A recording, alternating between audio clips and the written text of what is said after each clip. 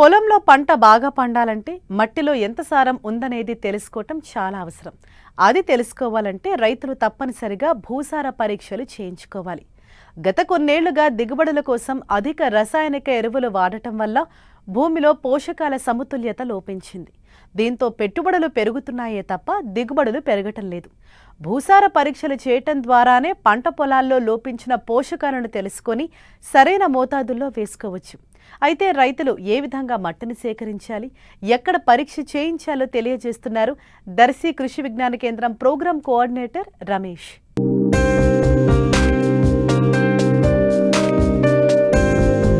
అధిక దిగుబడుల కోసం పంట పొలాల్లో రసాయనిక ఎరువులు, పురుగుమందులు విచ్చలవిడిగా వాడుతున్నారు. దీంతో మనకు తెలియకుండానే భూసారం అనేది క్రమంగా తగ్గిపోతోంది. దీనివలన భూమికి ఉన్న సహజ గుణాలు, నేల ఆరోగ్య పరిస్థితి నానాటికి క్షీణిస్తోంది. అంతేకాకుండా రైతుకు పెట్టుబడి పెరగడంతో పాటు దిగుబడులు తగ్గిపోతున్నాయి. దీనిని అధిగమించి నాణ్యమైన దిగుబడులు పొందాలంటే మట్టిలో ఉండే భూసారాన్ని తెలుసుకోవాలి. ఇందుకోసం భూసార పరీక్షలు చేయించాలి. తద్వారా ఎరువులు, రసాయనాలు ఎంత మోతాదులో వాడాలో రైతులకు తెలుస్తుంది. దీంతో ఎరువుల ఖర్చు కూడా చాలా వరకు తగ్గుతాయని తెలియజేస్తున్నారు ప్రకాశం జిల్లా దర్శి కృషి విజ్ఞాన కేంద్రం ప్రోగ్రామ్ కోఆర్డినేటర్ రమేష్. భూసారం అనేసరికి చాలామంది రైతులు ఏంటంటే ఈ మధ్య కాలంలో ఈ భూసార పరీక్షలు చేయించుకోకుండా ఎరువులపైన ఎక్కువ ఖర్చు పెడుతూ వస్తున్నారు. సహజంగా భూమిలో గల చాలా వరకు పోషకాలు ఉంటాయి. దాంతోపాటు మనం కొన్ని సేంద్రియ ఎరువులు వాడుతున్నాము, అలాగే కొన్ని రసాయనిక ఎరువులు వాడుతున్నాము. అవన్నీ కూడా మొక్కకు అందజేసి తద్వారా మన దిగుబడులన్నీ చాలా వరకు పొందుతూ వస్తున్నాం. అంతేకాకుండా మొక్కకు 16 పోషకాలు కావాలి.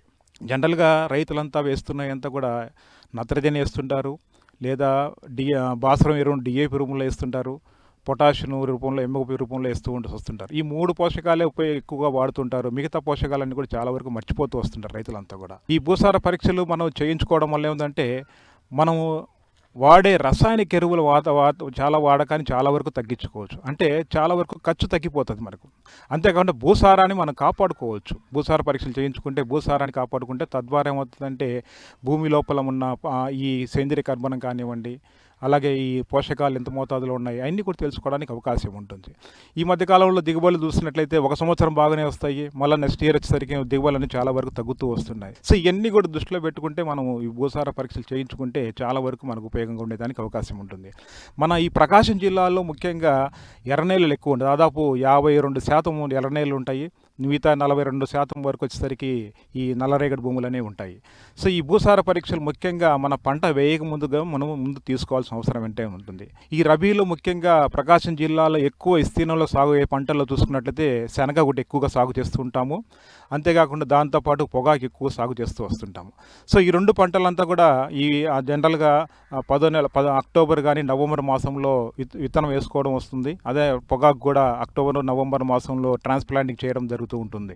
సో ఇప్పుడంతా కూడా భూమి అంతా ఖాళీగా ఉంటుంది కాబట్టి ఈ శనగ కానీ అలాగే మనకు పొగాకు వేసే రైతులంతా కూడా ఇప్పుడు మనం మట్టి నమూనాలు సేకరించుకొని మనం చాలా వరకు పరీక్ష చేయించుకున్నట్లయితే భూమి లోపల ఎలాంటి పోషకాలు ఉన్నాయి, అవి ఏ రకంగా అందుబాటులో ఉంటాయి, మనం ఏ రకంగా ఎరువులు వాడకాన్ని తగ్గించుకోవచ్చు, అంతేకాకుండా ఓవరాల్గా చూసుకుంటే ఎలా పంట పైన పెట్టే ఖర్చు ఎలా తగ్గించుకోవచ్చు మనకు దృష్టిలో తెలుసుకోవడానికి అవకాశం ఉంటుంది. మనకి ఇక్కడ కృషి విజ్ఞాన కేంద్రం దర్శిలో మేము కూడా మట్టి నమూనాలు సేకరించి మన రైతులు ఇచ్చిన తర్వాత మనం ఈ భూసార పరీక్షలను చేస్తూ వస్తున్నామండి. ఇక్కడ మన దగ్గర మళ్ళీ సాయిల్ టెస్టింగ్ ల్యాబ్ కూడా ఉంది. ఇక్కడ చేస్తాము. ఒక ఫార్మర్కి వచ్చేసరికి మనకు 100 రూపాయలు పేమెంట్ రైతులు పే చేస్తే సరిపోతుంది. మట్టి నమూనాను సేకరించడం భూసార పరీక్షలో అన్నింటికన్నా ముఖ్యమైనది.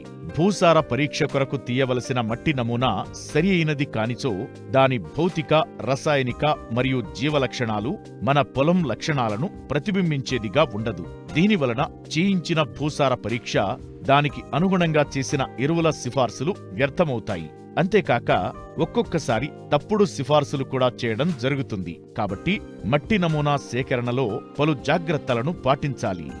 ఈ భూసార పరీక్షలో మట్టి నమూనా సేకరించడం చాలా ప్రధానమైన అంశంగా చెప్పుకుంటుంటాం. మట్టి నమూనాను జనరల్గా మనము ఎకరం పొలంలో చూసుకున్నట్లయితే ఒక 8 నుంచి 10 చోట్ల మనం జిగ్జాగ్ రూపంలో మనము కలెక్ట్ చేసుకోవాల్సి వస్తుంది.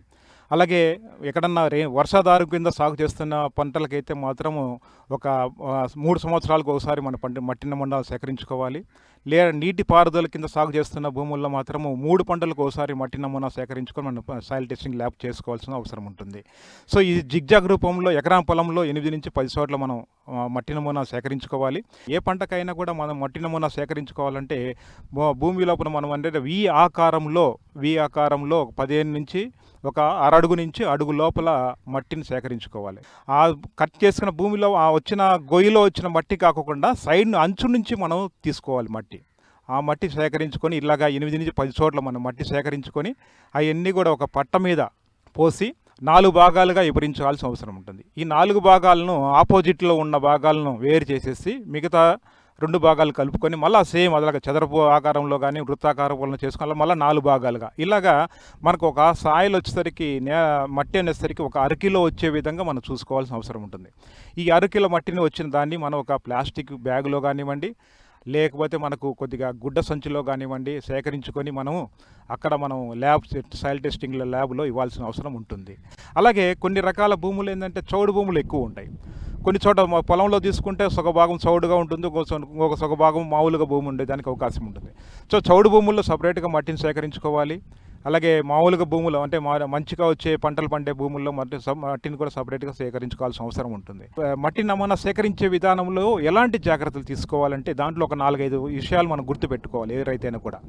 మొదటగా ఏంటంటే చెట్ల నీడ, ఎక్కడైతే పొలంలో చెట్ల నీడను మనం మట్టి నమూనాను సేకరించకూడదు. అలాగే మనం ఈ ఎరువులు సేంద్రియ ఎరువులు కుప్పగా ఒక్కోసారి పొలంలో కుప్పగా పశువుల ఎరువు పోసింటారు. అలాగే ఈ దయ్యించే మన పచ్చ ఎరువులన్నీ తొక్కేసింటారు. అలాంటి ప్రాంతాల్లో కానివ్వండి, రసాయనిక ఎరువులు ఎక్కువ వాడిన ప్రాంతాల్లో కానివ్వండి, సేంద్రియ ఇలాగ ఎరువులు వాడిన ప్రాంతాల్లో కానీ మనం మట్టిని సేకరించకూడదు. అలాగే మనం ఎక్కడైతే నీళ్లు పారుతున్నాయో అలాంటి ప్రాంతాల్లో కూడా ఎక్కువ నీళ్లు నిలబడిన ప్రాంతాల్లో కూడా మట్టిని సేకరించకూడదు. మొక్కకులో రెసిస్టెన్స్ పవర్ పెరగాలంటే, పురుగులను తెగుళ్ళను తట్టుకునే శక్తి రావాలంటే ఈ 16 పోషకాలు అనేది ఎక్కువగా కావాలి. 16 పోషకాలు, సూక్ష్మ పోషకాలు అనేది చాలా ఇంపార్టెంట్. మన ప్రకాశం జిల్లాలో సాగు భూములు చూసినట్లయితే 5,60,000 హెక్టేర్లో సాగు అవుతుంది. ఈ 5,60,000 హెక్టేర్లో ముఖ్యంగా ఎర్ర నేలలు ఉంటాయి, నల్లరేగడి భూములు ఉంటాయి, అలాగే ఇసుక నేలలు ఉన్నాయి. 3 సాయిల్స్లో మనకు ఈ అన్ని రకాల పంటలు సాగు చేస్తూ వస్తున్నారు. సో ఈ ఏదైనా కూడా నల్లరేగడి భూముల్లో మనకు ముఖ్యంగా ప్రాబ్లం వచ్చేసరికి ఈ సెలినిటీ ప్రాబ్లం ఎక్కువగా వస్తుంటుంది.